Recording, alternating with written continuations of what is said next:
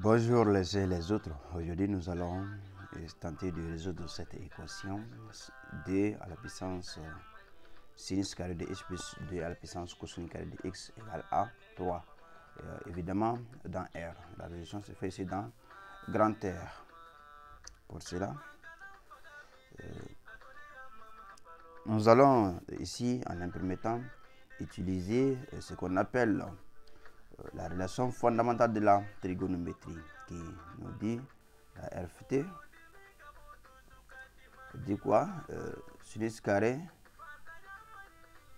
de x plus cosinus carré de x égale à 1. Et ça, c'est valable pour n'importe quel angle. Donc, nous allons remplacer ici les sinus.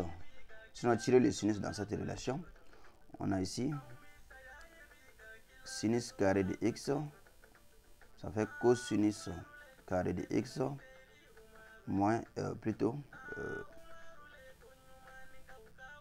ça fait 1 moins le cosinus carré de x. En remplaçant maintenant le sinus carré dans l'équation qui est là, on aura 2 à la puissance 1 moins cosinus carré de x plus 2 à la puissance cosinus carré de x égale à 3. Là, nous allons manipuler ces puissances. La puissance négative, là, on va la faire descendre en bas. Ainsi, on aura 2 à la puissance 1, c'est 2, sur 2 à la puissance cosinus carré de x, plus 2 à la puissance cosinus carré de x, égale à 3. Et là, on peut effectuer un changement de variable en posant ici grand X égale à 2 à la puissance cosinus carré de x. Cela va nous conduire à ce qui suit ici. On aura 2 sur grand X plus grand X égale à 3. Nous allons réduire au dénominateur, ce qui va nous donner 2 plus x au carré sur x égale à 3. Autrement dit, pour x différent de 0, on aura 2 plus grand x au carré égale à 3 grand x. Finalement, on aura x carré moins 3x plus 2 égale à 0. La somme des coefficients ici, c'est 1 moins 3 plus 2 qui fait 0. Donc, on a dans ce cas grand x1 égale à 1 et grand x2 égale à c sur a. Donc, notre c, c'est 2, 2 sur 1, ça fait 2. Nous avons deux valeurs pour grand x. On va résoudre ça par, en utilisant grand x. On a dit ici que grand x, c'était cosinus carré de x. C'est ce que nous allons utiliser ici. Donc, grand x égale à 1. On a des points. 2 à la puissance cosinus carré de x égale à 1. Or, 1 c'est 2 à la puissance 0. Donc, ça va nous donner 2 à la puissance cosinus carré de x égale à 2 à la puissance 0. Donc, 2 égale à 2. On peut directement utiliser les propriétés sur les puissances ici. On aura ainsi cosinus carré de x égale à 0.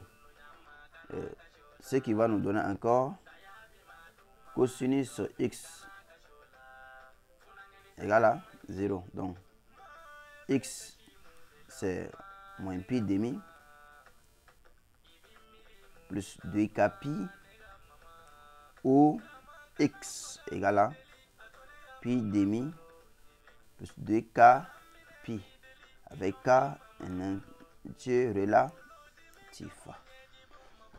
Donc, ça, c'était le premier cas. Secondo, pour x égale à 2, on a 2 à la puissance cosinus carré de x égale à 2. Ce qui revient à dire que 2 à la puissance cosinus carré de x égale à 2 à la puissance 1. Donc, égalité des puissances, ça va nous donner ici cosinus carré de x égale à 1. Autrement dit, cosinus x égale à moins racine de 1 qui fait moins 1. Ou cosinus x égale à racine de 1 qui fait 1. Donc, pour cosinus x égale à moins 1, on sait tous que c'est pi. Et pour l'autre là, pour cosinus x égale à 1, c'est 0. Et puis sur les deux cas pi. Donc, on a x égale à pi plus 2k pi ou x égale à 2k pi parce que c'est 0 plus 2k pi. K élément de grand Z. On a ainsi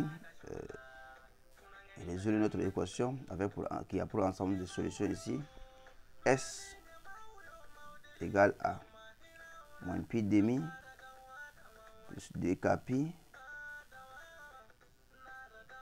demi plus 2k pi, 2k pi et pi plus 2k pi avec k élément de Z.